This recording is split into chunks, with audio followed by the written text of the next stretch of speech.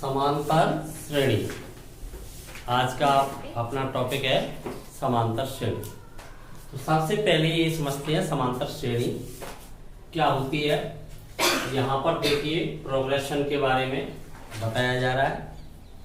Series और progression दोनों में क्या अंतर है यह स्पष्ट किया जा चुका है।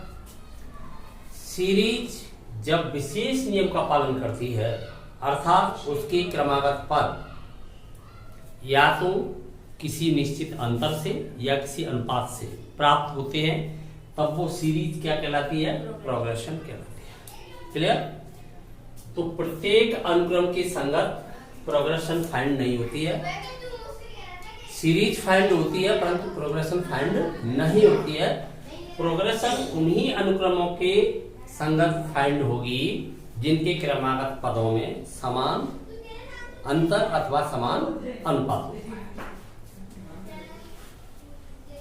तो समांतर श्रेणी का जो मानक रूप है, स्टैंडर्ड फॉर्म है, वो ये होता है। प्रथम पद को हम ए मान लें तो एक निश्चित अंतर होता है जिसके द्वारा हम आगे बढ़ेंगे, अर्थात उसे जोड़ते हुए अगला पद, फिर उसको जोड़ते हुए उससे अगला पद प्राप्त करेंगे। तो पहला पद ए, अगर मैं अनुक्रम में लिखूं तो ए, दूसरा पद हो जाएगा ए प्लस डी, तीसरा पद हो जाएगा यहाँ पर ए प्लस 2d। क्यों?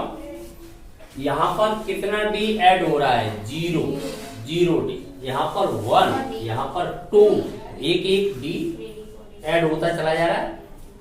इस प्रकार से अगला जो टर्म होगा, अगला पद होगा, वो हो जाएगा a प्लस 3d।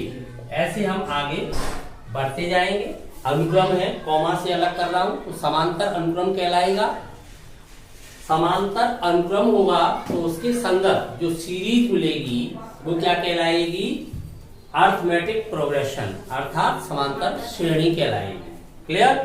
अब इसका मुझे व्यापक पद चाहिए, n टर्म चाहिए, n वहां पद चाहिए। तो देखिए ये T1 term of 1, term of 2, term of 3। तो हम देख पा रहे हैं D यहाँ पर पद संख्या से एक कम जुड़ रहा है। पद संख्या 2, D का मान 2 माइनस 1, पद संख्या से एक कम। पद संख्या कितनी है? 3, D का मान 3 माइनस 1, D का गुणांक कितना रहा है? 3 माइनस 1, ये तो समान है सब में। पद संख्या 4, तब 4 माइनस 1 D ऐसा ऐड हुआ।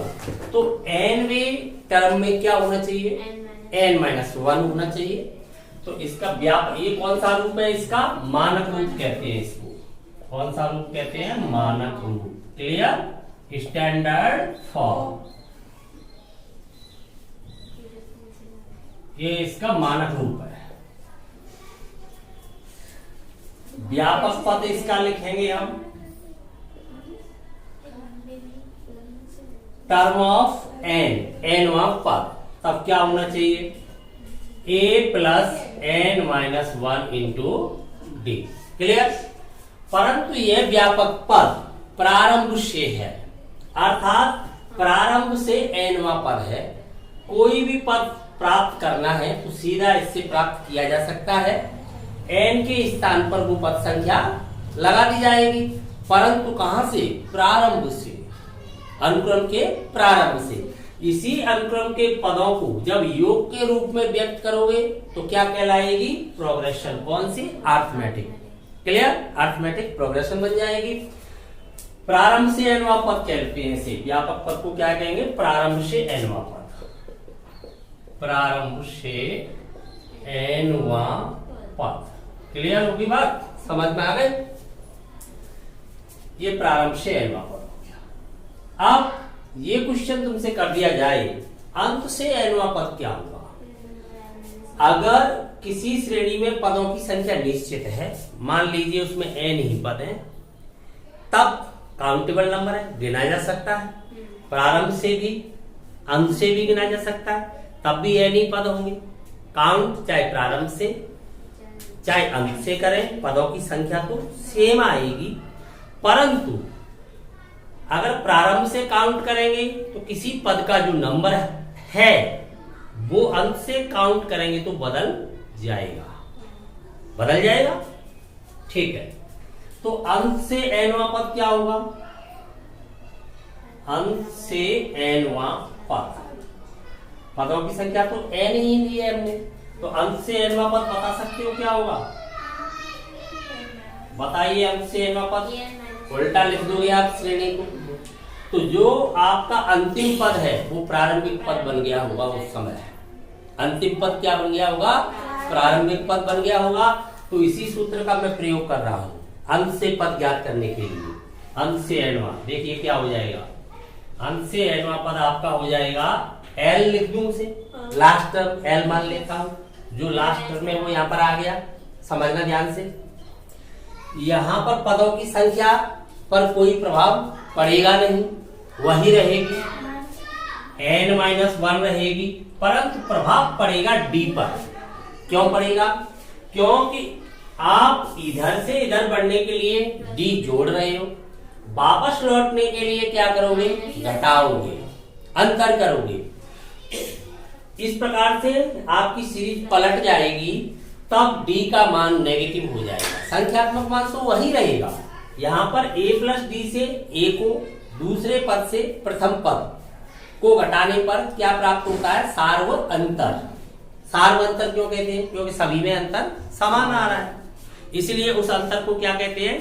सार्व अंतर कहते हैं। मैंने अभी बताया था, ऐसा अनुक्रम है जिसके क्रमागत पदों में समान अंतर है, तो उसके संगत जो सीरीज फाइंड हुई है वो सीरीज ही क्या कहलाई है? अरिथमेटिक प्रोग्रेशन कहलाई है।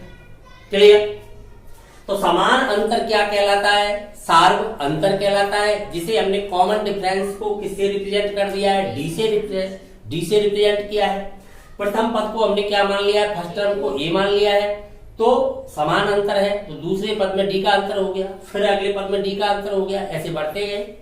क्लियर होगी बात? अंत से एनवां पद ज्ञात करेंगे, तब हम देख रहे हैं जो पद पहले है वो बाद में पहुंच जाएगा, जो बाद में है वो पहले आ जाएगा। तो लास्ट टर्म को हमने फर्स्ट बना लिया, तब डी का मान क्या हो जाएगा? नेगेटिव हो जाएगा। अंतर जो आएगा उसका मैग्नीट्यूड वैल्यू जो होगी, संख्यात्मक मान होगा, वह तो वही रहेगा। 5 में से 3 घटाएं या 3 में से 5 घटाएं, दोनों ही स्थिति में 2 प्राप्त होता है, परंतु एक बार पॉजिटिव तो एक बार नेगेटिव हो जाता है। तो प्राप्त तो डी ही होगा, परंतु डी का मान कैसा हो जाएगा? नेगेटिव। आप इधर से इधर घटाओगे तो डी का मान कैसा होने लगेगा? नेगेटिव। तो यहाँ पर क्या लगाओगे? माइनस डी, तो ये हो जाएगा माइनस डी। तो अंत से जो एनवां पद है वो क्या हो जाएगा? लास्ट टर्म यूज करेंगे तो L minus N minus 1 into D. समझ में आ गई बात? क्लियर? दोनों ही एनवी पद हो गए। ये कौन सा है? प्रारंभ से एनवा है, और ये अंत से एनवा पद कह सकते हैं। अब यदि मान लीजिए प्रारंभ से कोई पद पीवे नंबर पे है, तो अंत से वो कौन से नंबर पर होगा? इसी फॉर्मूले से हम फाइंड करना चाहें। ये तो तब यूज कर सकते हो जब आपको अंतिम पद ज्ञात है, वहां पर अंतिम पद का मान आपको वहां पर फाइंड हो रहा है लास्ट टर्म का, तभी तो इसको यूज कर सकते हो। लास्ट टर्म आपको फाइंड हो नहीं रहा है, इसी फॉर्मूले से आपको अंत से कोई पद संख्या फाइंड करनी है। प्रथम पद आपको फाइंड हो रहा है, तो इसी फॉर्मूले का यूज कैसे किया जाएगा? ये तब यूज किया जा सकता है जब हमें उस पद का नंबर पता चल जाए प्रारंभ से।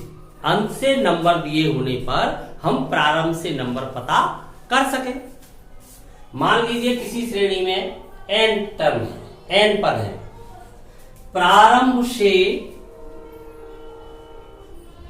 पीवां पद, पदों की संख्या टोटल कितनी है? n पदों वाली श्रेणी। कितने पदों वाली है? n पदों वाली श्रेणी में प्रारंभ से पीवां पद, अंत से कौन सा पद होगा उसका नंबर बताइए। प्रारंभ से पीवां है तो अंत से कौन सा होगा? आपने कहा n माइनस पी, ठीक है। एक और जोड़ना पड़ेगा, ये नंबर हो जाएगा उसका n माइनस पी प्लस 1 वहां पद हो जाएगा। कैसे पद होगा? कैसे होगा देख लेते हैं अभी। फॉर एग्जाम्पल एक श्रेणी लिखते हैं, 2 4 6 8 10 बहुत है। इतने से ही समझ लोगे। लिखने को तो और भी लिख सकते हो, 12 14 कितने भी लिख लो। अब प्रारंभ से बताइए कौन से नंबर पर स्थित है? तीसरे नंबर पर। टर्म ऑफ 3 ये तीसरे नंबर पर। अब अंत से गिन के बताइए कौन से नंबर पर है? गिनिए, काउंट करो। 1 2 3 तीसरे नंबर पर प्रारंभ से। लास्ट से 1 2 3 4 5 5 और 3 को ऐड करो। अब पदों की संख्या टोटल कितनी है? काउंट करो। 7। जबकि दोनों ओर से जोड़ने पर 8 हो गई। तो इसका मतलब 8 क्यों हो गई? 8 इसलिए हो गई क्योंकि इसी को आपने 2 बार काउंट कर लिया है। आपने फर्स्ट से भी इसे तीसरे नंबर पर काउंट किया है, लास्ट से भी फिर दोबारा काउंट किया है इसे 5वें नंबर पर, इसलिए एक पद बढ़ गया। समझ रहे हो? एक पद की वृद्धि हो गई। जबकि श्रेणी में पदों की संख्या 7 है। तो फिर क्या करना चाहिए? एक हमें टोटल आप इसको हटा दोगे। जैसे मान लीजिए 7 पद है, 7 में से आपने सीधा उस नंबर को हटा दिया, 3 को हटा दिया, तो कौन से नंबर पर आएगा? 7 में से 3 4। जब होना चाहिए कौन से नंबर पर? 5वें नंबर पर। ध्यान से समझा। आप सीधा पदों की संख्या टोटल कितनी है? n मीन्स क्या है इस वक्त? 7। n मीन्स क्या है? 7। n इक्वल क्या है यहाँ? 7। पद संख्या जो इधर से प्रारंभ से आ रही है वो कितनी आ रही है आपकी? 3। आपको अंत से चाहिए तो अंत से आपको प्राप्त हो रही है कितनी? 5। आप पद संख्या प्रारंभ वाली 3 सीधी इससे सब्ट्रैक्ट कर देते हो तो क्या प्राप्त होगी? 4। जबकि आगे क्या चाहिए उधर से? 5। तो फिर इसमें क्या ऐड कर दो? 1। आ गई अंत से नंबर। समझ में आ गई बात? ऐसा क्यों हो गया? ऐसा इसलिए हो गया क्योंकि टोटल से आपने इसको सब्ट्रैक्ट कर दिया यहाँ तक। तो 6 उससे जो तीसरे नंबर वाला पद था वो भी, उसका भी नंबर गया, यहाँ से चला गया। इसको वापस लाने के लिए आपको ऐड करना पड़ेगा क्योंकि वो पद आपको चाहिए। समझ में आया कि नहीं आया?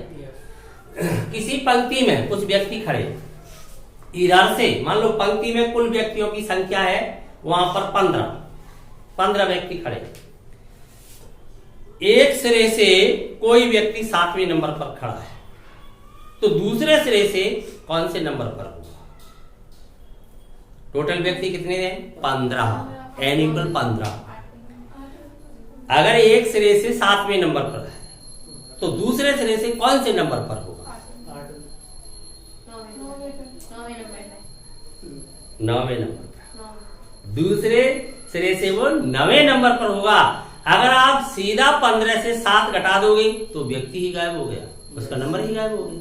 7वें नंबर पर वो खड़ा हुआ था, कहाँ है वो नंबर? अब तो नंबर ही गायब हो जाएगा, तो उसे दोबारा से अपीयर करना होगा। समझ गए ना? समझ में आ गई बात? आप सीधा एक पद संख्या यहाँ से हटा दोगे, यही तो वो नंबर है, यही गायब हो गया, उसका स्थान ही गायब हो गया। कहां पर होगा फिर वो? काउंट कहां करोगे? समझ में आ गई बात? तो आपको एक काउंट करना पड़ेगा। तो इसी फॉर्मूला का ये प्रयोग करना चाहते हो, ये तब प्रयोग होगा जब प्रारंभ यानी प्रथम पद प्राप्त हो रहा है। ये तब प्रयुक्त होगा जब अंतिम पद प्राप्त हो रहा है। तो जैसी सिचुएशन वहां पर बन रही होगी वैसा निर्णय लिया जाएगा। प्रारंभ से हमें कोई पद संख्या दी गई है और कोई पद, कोई भी पद, अमुक पद जो भी वहां पर ज्ञात करना है, तब तो ये फॉर्मूला यूज करोगे। अगर वो अंत से ज्ञात करने के लिए बोलता है तब आपको लास्ट टर्म फाइंड हो रहा है तब तो यही यूज करोगे। परंतु फर्स्ट टर्म फाइंड हो रहा है, लास्ट वाला नंबर पूछ रहा है टर्म का, तब क्या करोगे? यूज तो इसे ही करोगे, परंतु लास्ट वाला नंबर फाइंड कर लोगे। कैसे फाइंड कर लोगे? टोटल से आप प्रारंभ की पद संख्या घटाकर क्या ऐड करोगे? 1। अगर n पदों वाली श्रेणी में प्रारंभ से पीवा पद है कोई, तो अंत से वो n माइनस p प्लस 1 वे नंबर पर स्थित होता है। कन्फर्म? कोई शक? समझ में आ गई? नॉर्मल सी बात थी। इससे पहले अगर तुम्हें कोई ये क्वेश्चन पूछ लेता, छोटा सा क्वेश्चन था, इधर से इतने नंबर पर है तो उधर से कौन से नंबर पर होगा, एक ऐड करना, कन्फर्म। अच्छा, तो ये व्यापक पद हो गया। समांतर श्रेणी समझ में आ गई क्या है? समांतर श्रेणी क्या है? ऐसा अनुक्रम जिसके क्रमागत पदों में क्या होता है, एक अचर अंतर होता है, अचर स्थिर, उस स्थिर अंतर को कहते हैं सार्व अंतर।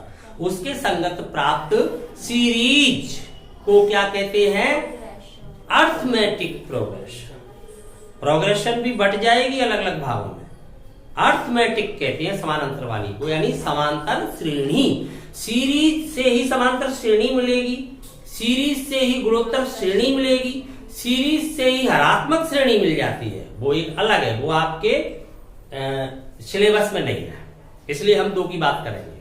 ठीक है, तो ये सबसे पहली बात तो ये कि सीरीज तो मिलती है, परंतु प्रत्येक सीरीज अर्थमेटिक प्रोग्रेशन नहीं है।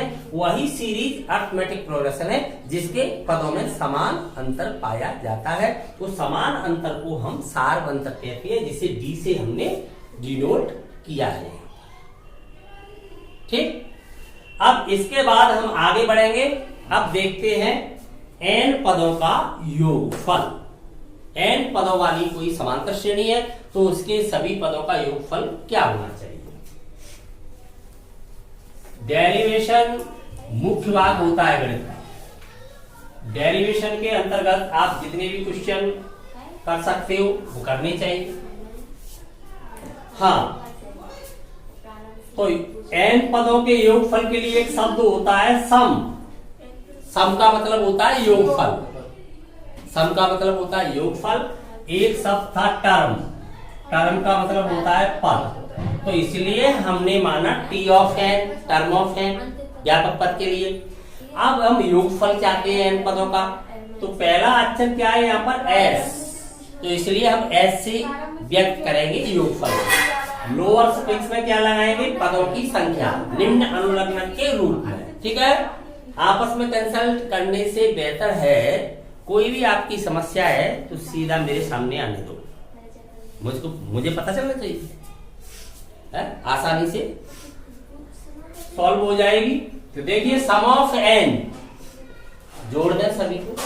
पहला पद ए प्लस, दूसरा पद है आपका ए प्लस डी, फिर इसके बाद ए प्लस 2d, ऐसे जोड़ते जाओगे अप टू।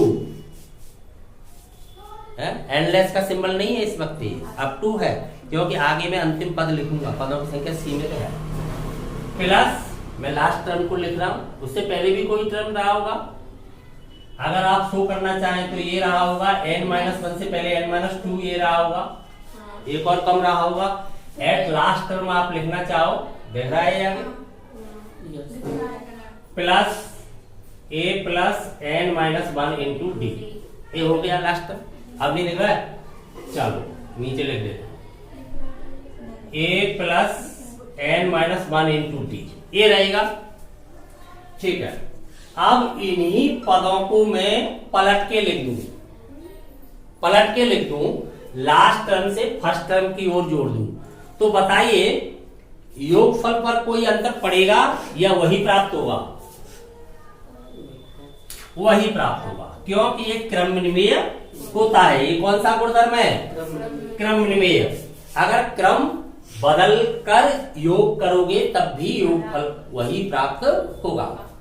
तो यहाँ पर कौन सा टर्म आ जाएगा? लास्ट टर्म आ जाएगा, तो पदों की संख्या तो वही है। तो यहाँ पर आपका आ जाएगा a plus n-1 into D. Clear? यहाँ कौन सा आ जाएगा? जब बताओ, उससे पहले वाला, इसीलिए तो मैंने लिखा था एक पद आपको शो हो जाए यहाँ पर। प्लस आगे बढ़ते जाओ, एट लास्ट इस टर्म के स्थान पर कौन सा आ जाएगा? ए, फर्स्ट आ जाएगा। क्लियर? अब क्या करें? दो इक्वेशन है, मैं ये काम कर दूं, दोनों को जोड़ दूं। क्या कर दूं? जोड़ दूं, तब कितना हो जाएगा? ये 2 सम ऑफ है। इधर भी जोड़ दो, a और a कितना हो गया?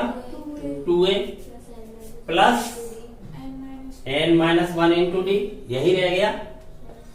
दूसरा पद वो लास्ट से दूसरा है, तो 2a प्लस d मैंने कॉमन ले लिया, तो क्या बचेगा 1 प्लस n माइनस 2, टोटल क्या रह गया n माइनस 1 इंटू डी। समझ में आ रहा है?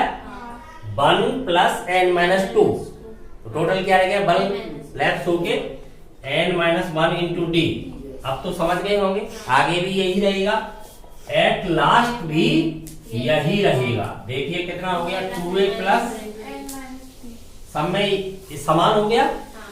अब बताइए पदों की संख्या कितनी थी n, पदों की संख्या तो वही रहेगी, संख्या पर कोई प्रभाव पड़ेगा संख्या पर? नहीं पड़ेगा ना। 1 2 ऐसे कितने पद हैं n। एक ही राशि जब n टाइम्स ऐड कर दी जाए तो बताइए योगफल कितना होगा? 2 को 3 टाइम्स जोड़ के बताओ, 2 को 3 टाइम्स जोड़ो, जोड़ो 2 को 3 टाइम्स कितना आएगा? 6 नहीं आएगा। ये तो आप हिंदी में बोल रहे हो, गणित में जवाब दो। मैं गणित पढ़ा रहा हूं तो मुझे गणित में जवाब चाहिए। 2 को 3 टाइम्स ऐड करोगे तो क्या प्राप्त होगा? 2 इंटू 3। 2 को 5 टाइम्स ऐड करो, 2 इंटू 5। 2 को n टाइम्स, 2 इंटू n। इसी प्रकार से ये नंबर कितने टाइम्स ऐड हो गया? n times. तो कितना हो जाना चाहिए? n का मल्टीप्लाई हो जाना चाहिए इसमें। गणित तो यही कहता है ना। जब आप गणित को छोड़कर हट जाते हो, गणित से दूर सीधा जवाब देने लगते हो तो रुक जाते हो। मैंने आपसे कहा 2 को 5 टाइम्स जोड़िए तो आप 10 बोलते हो, फिर मैं कहूंगा 2 को x टाइम्स जोड़िए तो चुप हो जाओगे, क्योंकि गणित छोड़ गए ना। और गणित को नहीं छोड़ते तो अब भी बता देते, 2 को 5 टाइम्स ऐड करोगे तो बार बार ऐड ही तो क्या बनता है? मल्टीप्लाई बन जाता है। कोई नंबर जितनी बार जोड़ा जाता है उतने का मल्टीप्लाई कर दिया जाता है। समझ गए ना? तो गणित को क्यों छोड़ते हो? तो इस नंबर को कितने टाइम्स ऐड करना है? तो n का मल्टीप्लाई कर दो, ऐड हो जाएगा। आया समझ में कि नहीं आया? तो गणित को कभी छोड़ो मत, तो गणित बहुत सरल है। गणित को छोड़ोगे तो गणित टफ बन जाता है। तो चलिए इसको जोड़ देते हैं। तो n into 2a plus n minus 1 into D हो गया, योगफल फाइंड हो गया। परंतु हमें क्या चाहिए? सम ऑफ n, डबल नहीं चाहिए। तो सम ऑफ n इक्वल क्या आएगा? 2 डिवाइड में चला जाएगा। तो हमें फाइंड होगा n by 2 2a plus n minus 1 into D. Confirm? तो ये होता है किसी समांतर श्रेणी के n पदों का योगफल ज्ञात करने का सूत्र। ठीक है, इसका शॉर्ट फॉर्म देखते हैं। इससे पहले हमने देख लिया है लास्ट टर्म, जिसे हमने nवां पद कहा है। n पद है तो लास्ट टर्म nवां पद ही होगा, उसे मैंने l से रिप्रेजेंट कर दिया। तो l की वैल्यू क्या आई थी? a plus n minus 1 into, यही आई थी ना, यही था ना term of n, last term of n, a plus n minus 1 into D प्रारंभ से। तो यहां देखें n बाई 2 कितना है अपने पास? 2a। 2a क्या होता है? a plus A plus n minus 1 into D. ये क्या बन गया? l। तो क्या फाइंड हो गया? n by 2 a plus l। यदि हमें लास्ट टर्म फाइंड होता है तो हम फॉर्मूले को इस रूप में प्रयुक्त करेंगे। क्यों? इससे हमें सीधा फायदा होगा, कैलकुलेशन इजी हो जाएगी। सीधा हम लास्ट टर्म का यूज कर लेंगे यहाँ पर, ठीक है। लेकिन प्रयोग कब करेंगे? जब अंतिम पद प्राप्त होगा तब। यदि अंतिम पद प्राप्त नहीं होता है, केवल हमें प्रथम पद व सार्वंतर प्राप्त होता है, तो इसका प्रयोग करेंगे। समझ में आ गया यहाँ तक? तो अब तक हमने क्या देखा है? समांतर श्रेणी समझिए, समांतर श्रेणी का मानक रूप देखा है। मानक रूप के बाद व्यापक पद देखा है, प्रारंभ से भी देखा है, अंत से भी देखा है। प्रारंभ से नंबर दिए होने पर अंत से नंबर भी हम फाइंड कर सकते हैं, तब हम प्रारंभ वाला सूत्र भी यूज कर सकते हैं। लास्ट टर्म पता है तो लास्ट वाला ही फॉर्मूला लगा सकते हैं। फिर हमने n पदों के योगफल का फॉर्मूला डिराइव किया है, समझ में आ गए, दोनों रूप देख लिए इसके। अब आगे बढ़ते हैं। अब आगे देखिए, समझते जाइए। डेरिवेशन अगर तुम्हारी समझ में आ गया तो गणित में फिर कुछ रह नहीं जाता है, अन्यथा आप फॉर्मूले रटोगे। जितना गणित को रटोगे उतना ही गणित में कमजोर होते चलेगा। ये गणित का नियम है, गणित को कभी रटने की कोशिश नहीं करनी चाहिए। अब बात आती है समांतर माध्य की। क्या? समांतर माध्य क्या होता है? Arithmetic mean.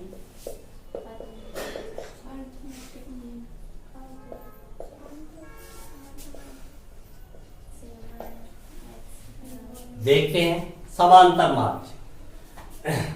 जो आपकी समांतर श्रेणी है, इससे पहले आपने देखी है, तो इसका संक्षिप्त रूप क्या होगा? एपी।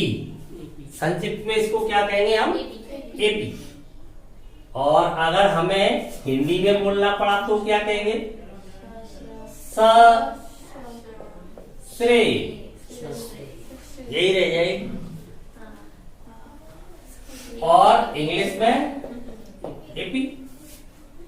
अब समांतर माध्य का संक्षिप्त रूप क्या हो जाएगा? और हिंदी में बोलना पड़ा तो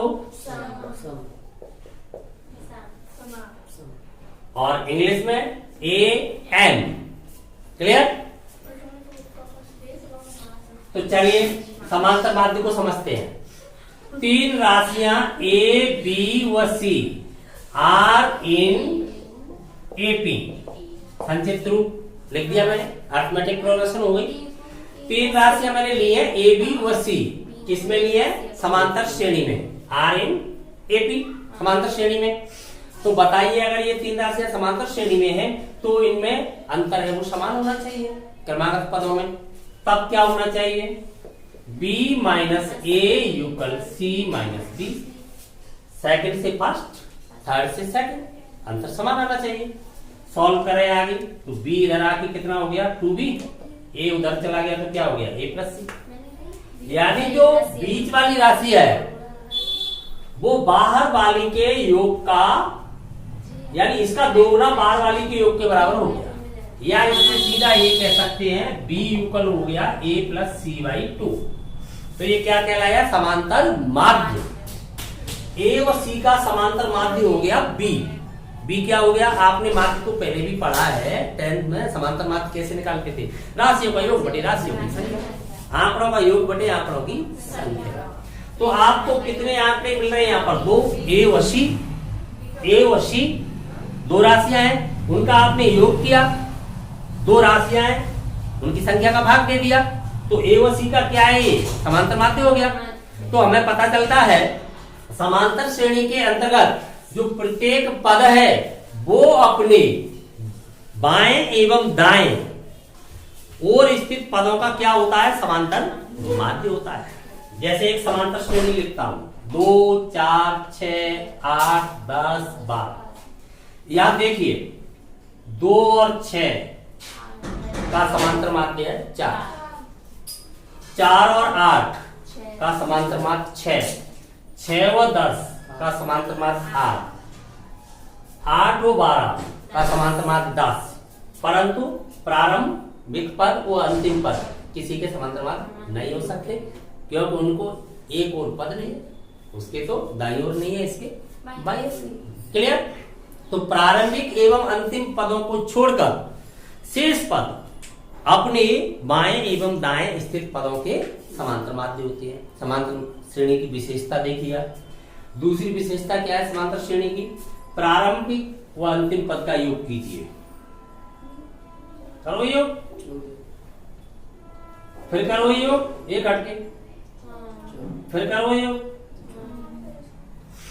तो प्रारंभ व अंत से समान दूरी पर स्थित पदों का योगफल भी समान रहता है। क्लियर? दूसरी विशेषता, यहाँ मध्य पद एक होता है, ये तो आप जानते हो। कब? जब पदों की संख्या कैसी होती है? विषम। जब पदों की संख्या सम होती है तो कितने मध्य पद आते हैं? 2। तो यहाँ पर कितने हैं पदों की संख्या? 2, 4, 6। एक और बढ़ा देता हूं, 4। अब मध्य पद एक ही हो जाएगा, तो मध्य पद कौन सा पद होगा बताइए? मध्य पद आपका कौन सा पद होगा? यही होगा ना। कैसे निकाल लेते हो आप? 2 4 6 7 प्लस 1/2 चौथा पद, 1 2 3 4 8 हो गया। प्रारंभ अंत से जोड़ दीजिए, आधा कर दीजिए, मध्य पद के बराबर आएगा हमेशा।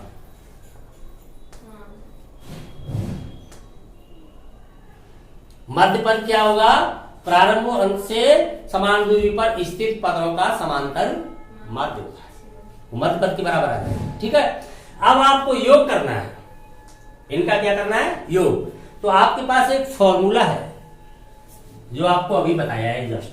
बताओ कौन सा फॉर्मूला है तुम्हारे पास योग करने के लिए? लास्ट पद भी पता है आपको, फर्स्ट भी पता है। तो आपको सम ऑफ n, कौन सा फॉर्मूला यूज करना है? n/2 a + l, यही तो यूज करोगे। n स्थान पर क्या लगाओगे? पदों की संख्या 7, तो 7/2। यहाँ पर a के स्थान पर क्या लगाओगे? प्रथम पद का मान 2 प्लस लास्ट क्या है आपका? 14। क्या फाइंड होगा आपको? ये कितना हो गया? 16। 2 से कट के कितना हो गया? 8। कितना फाइंड हुआ? अब मैं आपको सीधा फाइंड करता हूं बिना इस फॉर्मूले के लगाइए। जब तक आप ये फॉर्मूला लगाओगे तब तक मैं क्लिक कर दूंगा आपका आंसर। कैसे? देखिए, योगफल मुझे फाइंड करना है। योगफल युगल मध्य पद इनटू पदों की संख्या। आप कहोगे ये फॉर्मूला आपने बताया ही नहीं था। देखिए, मध्य पद का मान क्या है? आपने निकाल ही लिया है 8। पदों की संख्या कितनी है? आपका क्या प्राप्त हो रहा है? तो ये मैंने कैसे प्राप्त कर लिया? ये मैंने कैसे प्राप्त कर लिया? ये मैंने ऐसे प्राप्त कर लिया क्योंकि एक ही मध्य पद है, ये इसके गुणधर्म से मैंने फाइंड कर लिया। यहां पर हम देख रहे हैं a + l लगा रहे हो आप, a + l यानी प्रारंभ और अंत से समान दूरी पर स्थित पदों के जो योगफल है उसका क्या कर रहे हो आप? आधा तो कर ही रहे हो, n/2 फॉर्मूला में दे रहे हो ना। तो ये 2 मैंने इसके साथ यूज कर लिया, तो मैंने इस फॉर्मूले को ऐसे शिफ्ट कर लिया n × a + l/2। क्यों? इसमें और इसमें क्या अंतर है? एक ही है, सेम है या नहीं है? तो ये क्या बन गया? मध्य पद का मान बन गया। ये बात मैंने अभी आपको बताई थी। पद संख्या यदि यूनिक हो, पदों की संख्या यदि विषम हो तो मध्य पद यूनिक होता है। तो किसी भी समांतर श्रेणी के प्रारंभ व अंत से जो पद हैं उनका समांतर माध्य होता है कौन? मध्य पद। तो ये क्या हो गया? समांतर माध्य तो है दो राशियों का, तो मध्य पद का मान बन गया। इसको मैं क्या कह सकता हूं? मध्य पद। और ये क्या है? पदों की संख्या। तो फिर क्या हो गया? पदों की संख्या इंटू मध्य। समझ में आ गया? तो जब आप कॉम्पिटिटिव एग्जाम के अंतर्गत हो तो इस चीज का फायदा उठा सकते हो। पदों की संख्या आपको सीधी मिल जाए, आपको पता चल जाए मध्य पद का मान, केवल आपको ये दे दिया जाए उस समय पदों की संख्या इतनी है एवं मध्य पद का मान ये है। समांतर श्रेणी का योगफल ज्ञात कीजिए। आप क्या करोगे? क्वेश्चन छोड़ के आओगे? क्यों? आप आकर के यही तो बोलोगे प्रथम पद दिया नहीं था, सारवंतर था नहीं, अंतिम पद था नहीं, यही तो बोलोगे आकर। भाई प्रथम पद था नहीं, आप मैंने जो फॉर्मूले बताए हैं उसमें प्रथम पद चाहिए या लास्ट टर्म अंतिम पद चाहिए है? यही तो चाहिए। या सारवंतर वाला फॉर्मूला दिया है डी चाहिए, मैंने ये तो बताया नहीं। वहां पर इस प्रकार से क्वेश्चन पुटअप कर दिया, मध्य पद का मान इतना है, पदों की संख्या इतनी है, तो योगफल बताइए। तो आप क्या करोगे? उसे छोड़ दोगे, लेकिन आप नहीं छोड़ोगे ना, तो एक्स्ट्रा एनर्जी आपके लिए। क्लियर? यहां तक क्लियर हो गया। अब हम बात समांतर माध्य की कर रहे थे। तो समांतर माध्य क्या है? समांतर माध्य एक तो आपने ज्ञात कर लिया, दो राशियों के मध्य एक समांतर माध्य आपने ज्ञात किया है p, तो राशियों के योगफल का आधा हो गया है। परंतु मैं आपसे ये कह दूं दो समांतर माध्य ज्ञात कीजिए, 3 4 5 6 ऐसे n फाइंड करने के लिए कह दूं, तब क्या करोगे? तो बढ़ते हैं आगे थ्योरी। समझे। मान लीजिए दो राशियां ए और बी हैं आपके पास। कितने समांतर माध्य आपको चाहिए? एन। एन की संख्या 1 2 3 कितनी भी आपको दे दी जाए। तो समांतर माध्य को किससे रिप्रेजेंट करते हो आप? ए एन से। मैं संक्षिप्त में क्या लिखूंगा? केवल ए। तो ऐसे एन समांतर माध्य में यहां पर प्रविष्ट करा A1 A2 A3 up to AN, दो राशियों के मध्य मैंने n समांतर माध्य प्रविष्ट करा दिए। तब मुझे इनकी वैल्यू फाइंड करनी है। तो क्या करना चाहिए? मैं जो तुमसे पूछूंगा उसका जवाब दोगे तो मैं तुम्हें समझाऊंगा, जवाब नहीं दोगे तो नहीं समझाऊंगा। दे पाएंगे। मैं पूछ रहा हूं ये श्रेणी कैसी हो जाएगी इस वक्त? समांतर। क्यों? मैंने समांतर माध्य दिए ना, और मैंने आपको अभी यही गुणधर्म तो बताया था कि प्रत्येक पद है वो अपने पास वाले पदों का समांतर माध्य होता है समांतर श्रेणी में। जब मैंने समांतर माध्य एंट्री करा दी है तो श्रेणी कैसी बन जाएगी? समांतर। जब समांतर श्रेणी का प्रत्येक पद है पास वाले पदों का समांतर माध्य है, और जब समांतर माध्य है तो समांतर श्रेणी है। क्लियर? अब ये समांतर श्रेणी है तो इसके अंतर्गत पदों की संख्या कितनी है? गिन के बताओ। गणित नहीं छोड़ोगे तो गणित इजी है, गणित छोड़ दोगे तो गणित टफ है। Right, n+2। कैसे? n तो एंट्री करा दी मैंने मध्य में, एक इधर है और एक उधर। दो व्यक्ति खड़े हैं, उनके बीच में 10 व्यक्ति खड़े कर देता हूं। बताइए कुल व्यक्तियों की संख्या कितनी है? 12 तो हिंदी है, गणित में बताओ। 10+2। फिर यहाँ फेल हो जाओगे, 12 बोलोगे तो यहाँ पर फेल हो जाओगे, पास नहीं हो गया। n है ना, समझ गए ना? तो 2 बढ़ जाएंगे तो टोटल जो पदों की संख्या है वो अब कितनी हो गई है? n+2। अब मुझे जरूरत है d की। किसकी जरूरत है? सार अंतर की। जैसे ही मुझे सार अंतर प्राप्त होगा मैं a1 बता दूंगा। a1 क्या हुआ? a+d। एक आगे है ना समांतर श्रेणी, तो a+d होगा। a क्या हुआ? a+2d, a+3d, n1 a+nd। Clear?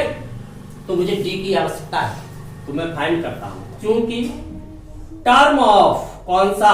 n+2। बताइए इसका मान क्या है? n+2 में पद का मान क्या है? ये पहला है, फर्स्ट। सेकंड ये दिख रहा है ना? तो n+2 का पद कौन सा है? b कौन से नंबर का पद है? n+2।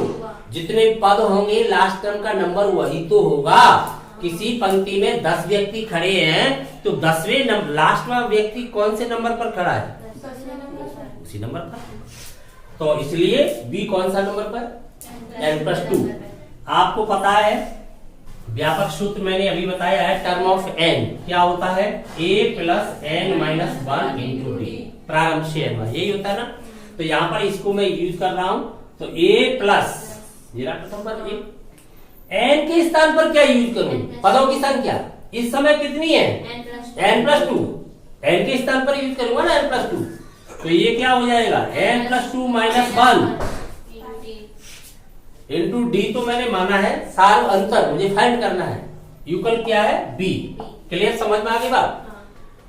अब देखिए डी युगल क्या फाइंड होगा? b - a ट्रांसफर हो गया होगा। यहाँ क्या रह गया? n+1 डिवाइड में चला जाएगा अपॉन n+1। क्लियर? ये क्या फाइंड हो गया आपको? d। जब आपको d फाइंड हो गया तो आपको पहला समांतर माध्य चाहिए। तो ये क्या हो जाएगा? a+d, एक d का अंतर है तो ये हो जाएगा a+d। d का मान ये है, लगा दीजिए। दूसरा चाहिए, क्या हो जाएगा? a+2d। इसी प्रकार से आपको n चाहिए कोई। अरे a+1d बन के लिए है ये। तो हाँ बंडी है तो है, ये 2d है तो 2d है, और ये हो जाएगा आपका nd। क्योंकि उसी नंबर पर प्राप्त होगा ना, 1 2 3 उसी नंबर पर। यहाँ 0d था ना, लेकिन आपका नंबर 1 कहां से फाइंड हुआ है? दूसरे नंबर से। एक कम चल रहा था, वो एक की पूर्ति हो गई। तो क्या प्राप्त हो जाएगा? a+nd। तो ये फाइंड होगा आपको a+nd, ये फाइंड हो जाएगा। और d की वैल्यू क्या है आपकी? ये अगर मैं इसको ऐसे लिख देता हूं आपके लिए फॉर्मूला, a प्लस डी की वैल्यू यहां पर पुट कर देता हूं, तब क्या हो जाएगी n अपॉन n प्लस 1, ध्यान से देखना, इंटू बी माइनस, क्यों यहां पर डी की वैल्यू लगा दी मैंने, तो डी की वैल्यू यही तो है। अच्छा डर लग रहा है, मैं ऐसे लगा देता हूं, बी माइनस ए अपॉन एन प्लस 1, यहाँ एन यहीं का यहीं बने रहने देता हूं, ए प्लस एन डी। अब ठीक, लेकिन क्या बता सकते हो, ये एन कभी नहीं बदलेगा। ये क्या है यहाँ पर, एन उस श्रेणी के पदों की संख्या है, श्रेणी के पदों की संख्या है ये एन, आप देख रहे हो ये एन क्या है, लेकिन ये बदलेगा। ये कैसे बदल जाएगा, ये इसलिए बदलेगा, आप यहां देखें, ए एन डी, एन क्या था यहाँ पर, श्रेणी की पदों की संख्या, तभी तो एन प्लस 2 पद हो गए थे। एन समांतर माध्य आपने एंट्री कराई है, वो है ये नंबर, वही तो नंबर है। लेकिन ये आपको दूसरा लेना है तो यहाँ 2 लगाओगे, यहाँ तो वही लगाओगे ना हमेशा। ये कैसे बदल दोगे, डी फाइंड आपने कर लिया है ना, अलग अलग थोड़ी आएगा, डी तो कॉमन रहेगा सबके लिए, यही तो नंबर बदल रहे हो आप, 1 2 एन, डी थोड़ी ही बदल रहे हो, डी के साथ तो जो एन शिफ्ट है वही रहेगा। तो इसलिए इस फॉर्मूले को ऐसे लर्न नहीं करना चाहिए, तभी करें जब कंफर्म हो अपने आप में। इसलिए डी को अलग रखें, डी पहले फाइंड करें, फिर फॉर्मूला सीधा ऐसे ही ध्यान में रखें, ए एन, जितने आपको समांतर माध्य चाहिए वो नंबर यहाँ पर शिफ्ट करते जाइए, ए प्लस एन डी। क्लियर? अगर आपने ऐसे लर्न कर लिया तो दिक्कत में आ सकते हो, क्यों, ये नंबर बदलेगा, ये तो पहले से डी में फिक्स है।